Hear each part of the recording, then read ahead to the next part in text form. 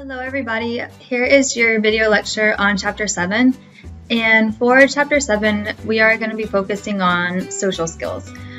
So what they are, how to teach them, what are some specific components of social skills programs, and things like that.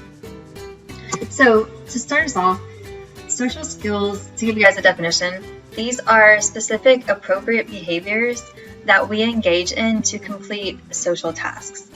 So our social skills are used to communicate with others on a daily basis, whether it be verbally, non-verbally, written, or visual. And anytime you interact with another person, you're using social skills in some way. And so whenever we teach social skills to students who are having trouble with these skills, such as students that have an EBD, we focus on kind of three main categories of goals. First, we focus on the peer and adult interaction. So having the child be able to listen to others, initiate appropriate interaction, accepting and giving compliments, and also apologizing. So apologizing is a skill that kids with EBD have a lot of trouble doing. They have a lot of trouble not necessarily realizing when they've done something wrong, but actually apologizing for doing something wrong. The next category are just typical classroom survival skills. So, how do they follow rules, follow instructions from the teacher, skills on asking for help. So if they're having trouble, actually knowing appropriately how to ask for help, instead of hitting or having emotional outbursts, actually raising their hand and asking the teacher, how to complete assignments, and how to ignore distractions. This is also a big one for kids with EBD, in that they tend to get distracted really easily, especially when a specific task is hard. And so learning how to ignore those distractions can be a really good social skill. And the last category are coping skills. So how to express anger appropriately, how to solve problems, how to compromise. And a lot of times kids with EBD aren't taught these skills in the home. And you guys have an article to read for this module that talks about the development of kind of antisocial behaviors and how those can actually develop in the home. And they actually don't, a lot of kids that have EBD don't have a good model as to how to actually, deal with things appropriately, express their anger appropriately, problem solve appropriately, and things like that. So here are your three categories on how we essentially kind of categorize social skills and how we design our programs to teach social skills. And social skills are really, really important. They help you build and maintain successful relationships professionally and also personally. So they allow us to communicate, solve conflict, have empathy, have respect. And kids with EBD don't typically have good social skills. And because of that, they're oftentimes rejected from their peers and also their teachers as well, which results in a school failure. And what's interesting is that social skills are typically not taught in the classroom. We have the No Child Left Behind rules and legislation, and so a lot of times skills taught in the classroom are academic, and so teachers don't oftentimes spend a lot of time or even have the knowledge of how to actually run and conduct social skills training. So that's kind of what we're going to talk about for the rest of this lecture. So typical components of social skills programs. First thing you want to do is you want to introduce and instruct on the skill. You want to make sure that you identify specific skills and tell them why the skills are important and why the skills are relevant to their lives. They're more likely to want to engage in the skill and actually engage in the skill if they find it relevant to their life. And same thing goes with rules as well. So you don't just want to have rules and teach skills just to teach skills. You want to have that rule connect to something important in their life. You want it to be what we call functional, so that they can use it in the general world and when they get out of school. So you want to introduce the specific social skill that you're teaching, instruct them on how to do it, and relate it to how it's relevant in their life and how they can use it outside of school. Next, you want to model it. So this is really important. And if you guys remember I think back in chapter 3 when we talked about theories, we talked about Bandura's social learning theory and his Bobo doll study. We learned so much through observational learning. So it's really important for the teacher to model the appropriate behavior. Seeing it modeled allows them to engage in that observational learning and actually imitate the model. And the teacher can do this. The teacher can get peers involved in doing this as well. And so getting peers involved can actually be really fun for the child and can increase that motivation to engage in these social skills. And also another component that has been shown to be effective is having social stories. So these are typically, stories that describe skills and appropriate responses to social situations.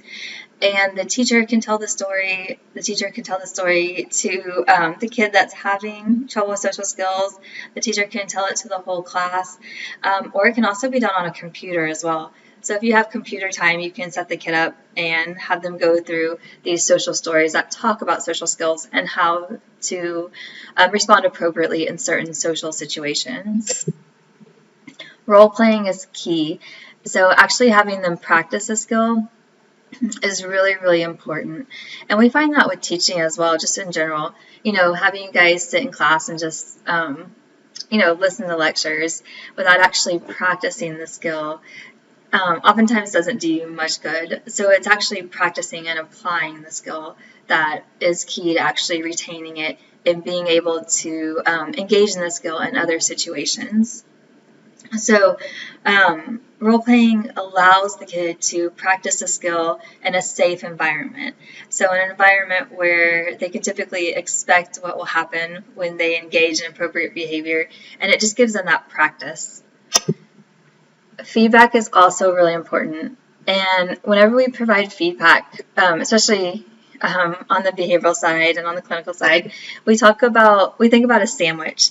So you want to give the kid some type of positive feedback, then a constructive, and then some type of constructive criticism, and then another positive feedback tip. So think of it as a sandwich where you say something positive, say something that they can work on very constructively, and then say something positive.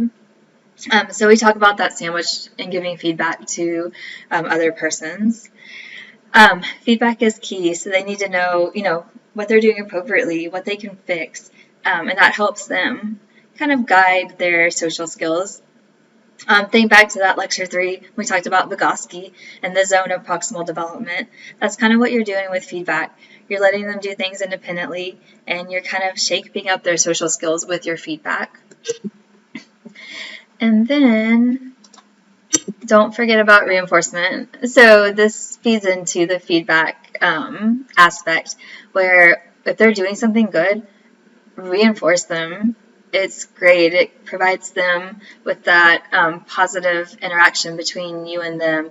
It provides them with their knowledge that they're doing something right, and it helps their self-efficacy and their self-determination, which we'll talk about in a little bit. But if you see them doing something right, or if you catch them engaging in an appropriate social skill, reinforce it. It will increase the future probability of that behavior, and that's what you want. And the last thing to consider is generalization.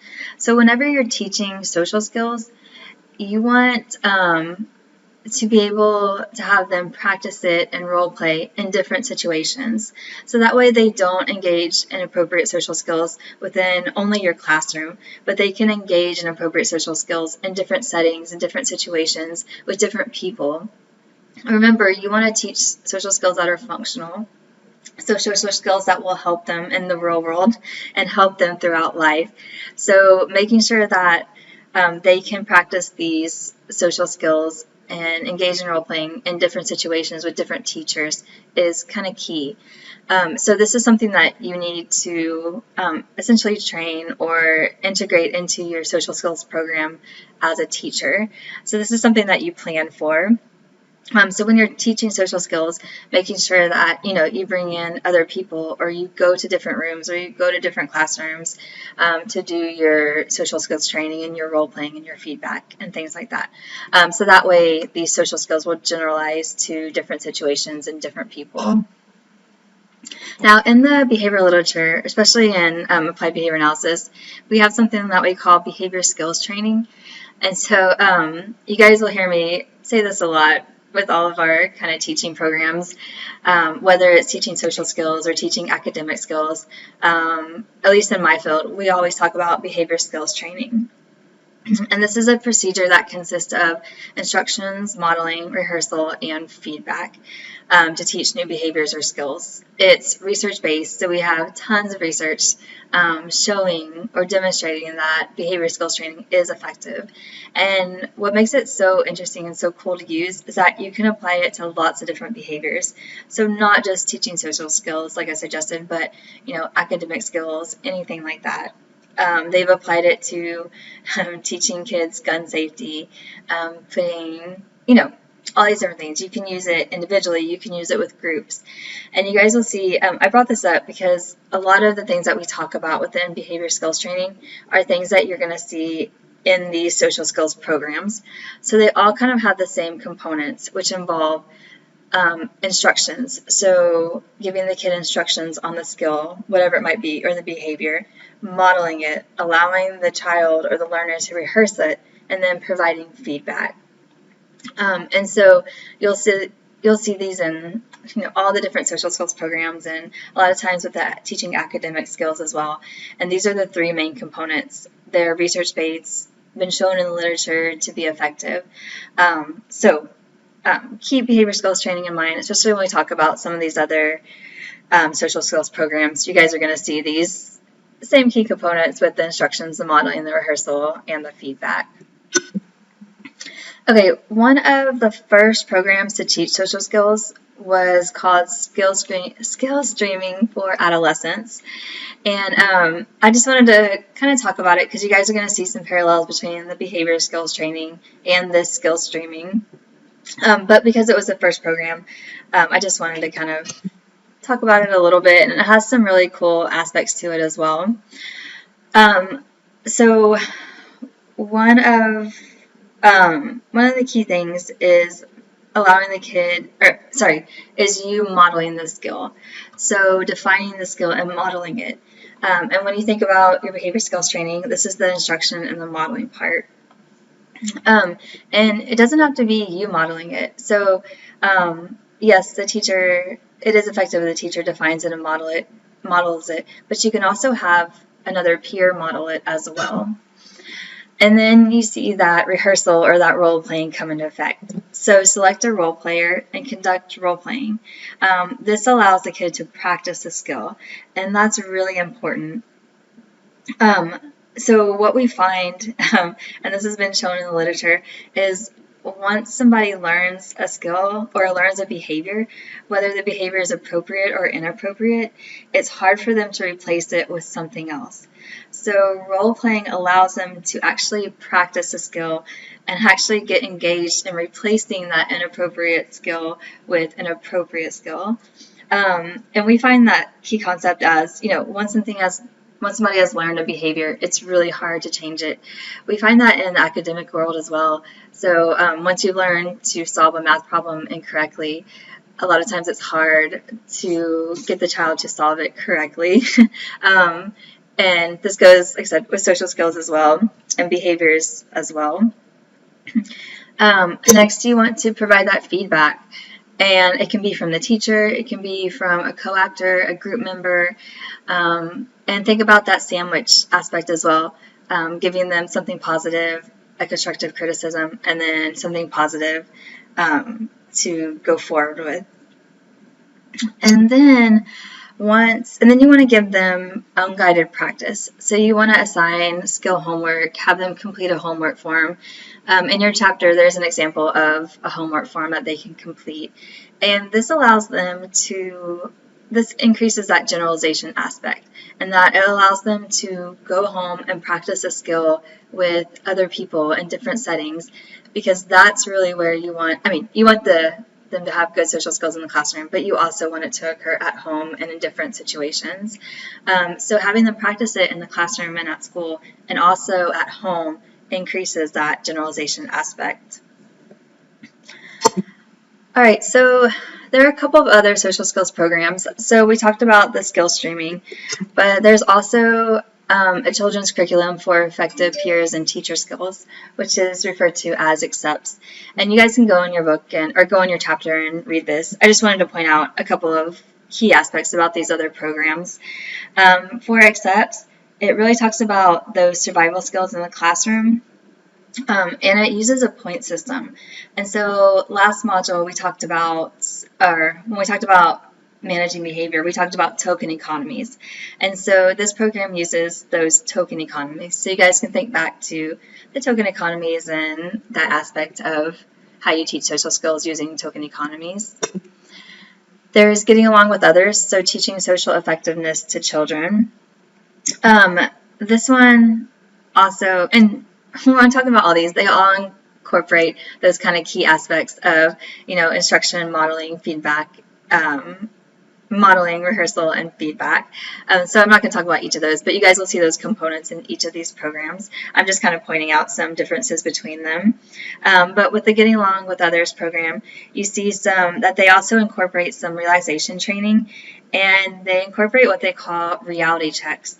So these are checks in which a lot of times in social situations, kids are rejected by their peers, and this allows them to kind of do a reality check and think about some coping skills that they can engage in to help them with that rejection. There's the Promoting Alternative Thinking Strategies curriculum, or PATH, and this one focuses on the 5 domains of social and emotional development. And once you kind of target those domains, we see a big decrease in problem behavior. And so they really talk about kind of focusing on the self, problem solving, accepting feedback, disagreeing appropriately. And these are all great skills to teach if you think about it, and skills that even we could learn from. It's really hard to accept feedback, especially when the feedback is negative or something that you need to work on. So I do a lot of training for people that run behavior skills programs, and in that we have to give them feedback as well, as to if they're running the programs correctly and things like that. And that can be hard. It can be hard to give constructive criticism or constructive feedback. It can be hard for them to accept it as well. So these are skills that not just kids with EBD deal with, but we deal with in general. And also disagreeing appropriately. I know I've gotten in disagreements with other people, and I think back and I'm thinking I could have handled that a lot better. So these are skills that are just kind of good in general in life. And then the last one that your chapter talks about are the Girls and Boys Town Educational Model. And this one actually focuses more on teachers and administrators and staffs, and talks about, focuses on how to teach the staff to actually teach social skills, which is great. And they also talk more about self-determination, and they also use that token economy that we talked about in our other chapter. Okay, last thing that I wanted to touch on are some considerations for social skills. So whenever you teach social skills, you want to think about problem solving. So problem solving skills are key to having kids actually make correct choices and engage in appropriate skills to communicate with other people. So whenever they're faced with a problem, they have a choice. Do I communicate appropriately, or do I have an emotional outburst, or do I throw the pencil? And so they have these choices between two behaviors. And so really getting in there and teaching problem-solving skills can be really helpful when you go to teach social skills. And one program that we often use, at least in the clinical setting for us, is what we call TAP, or think aloud problem solving. And so basically you give them a problem and you have them think out loud. So they talk about the different situations and different choices to make within the problem, and you can kind of guide them in that problem solving method. So having them think about the problem out loud can really help them with their problem solving skills. So another consideration is self-determination.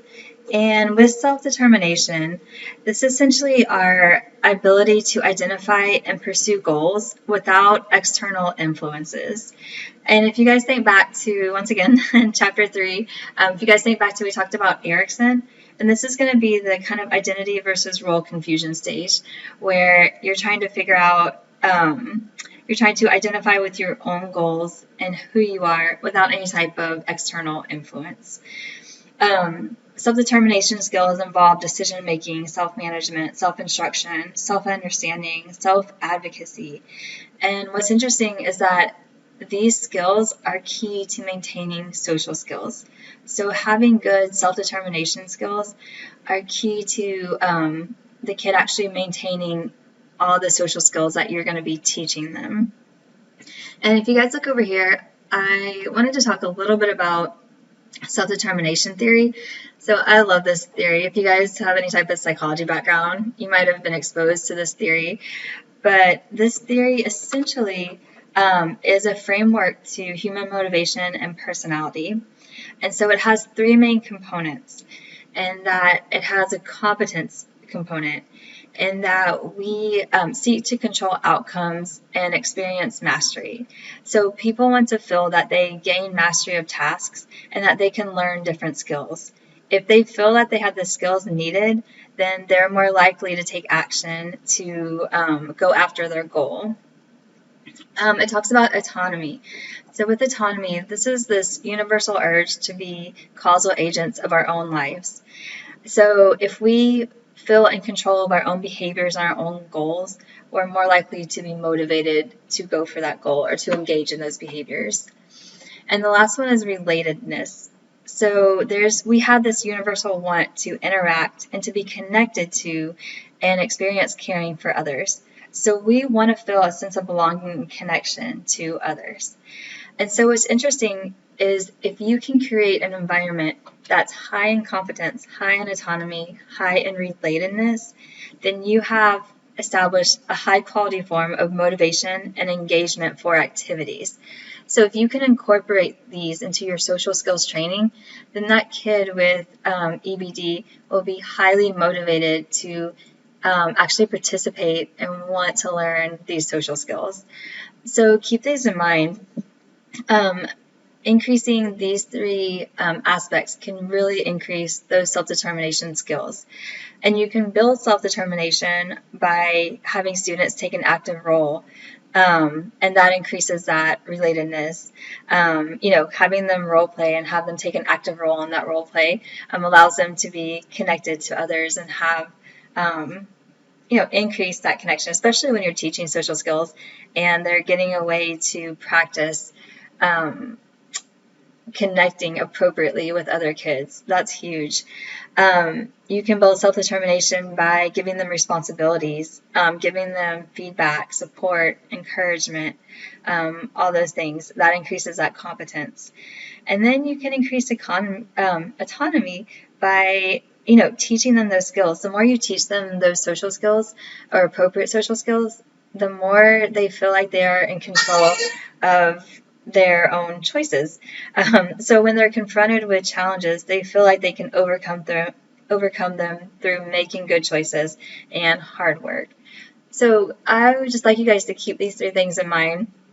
If you can increase all 3 of these, then that kid will be really theoretically should be really engaged in your social skills training and more likely to learn those social skills and maintain them as well.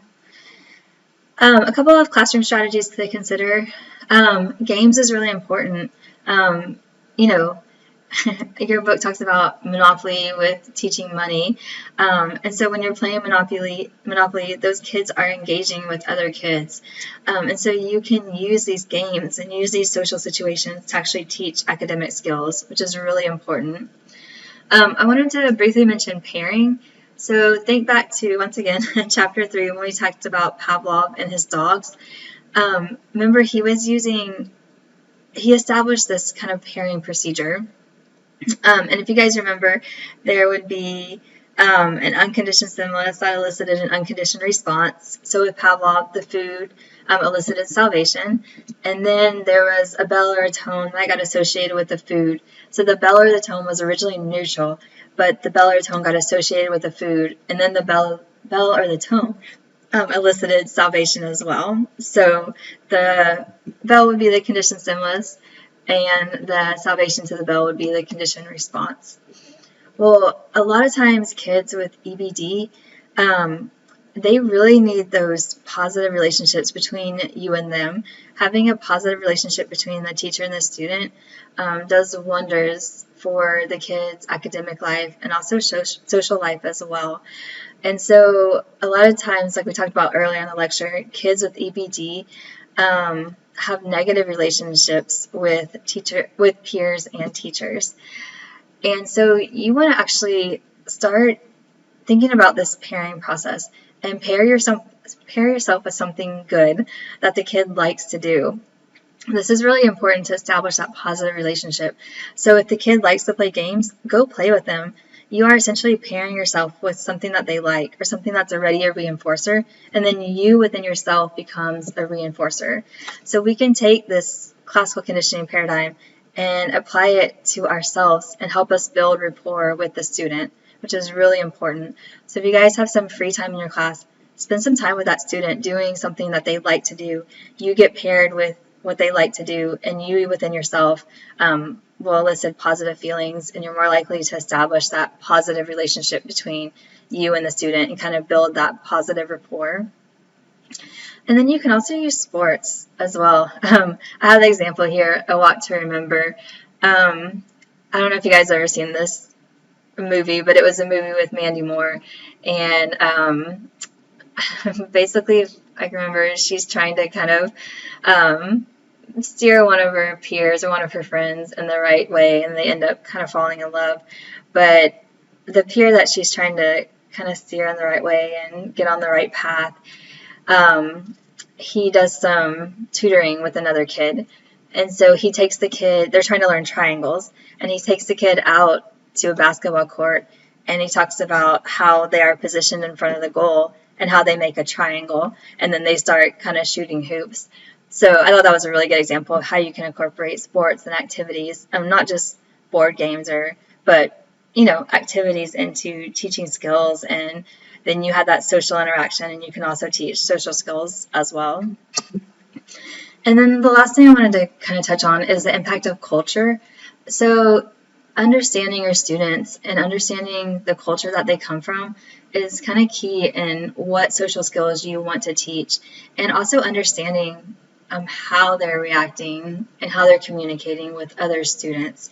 So for example, I have the example of eye contact here. So in Japan, it's not actually appropriate to make eye contact with other people. In America, it is. So in America, if you don't make eye contact with a person, we assume that you're being rude and you're not listening to us.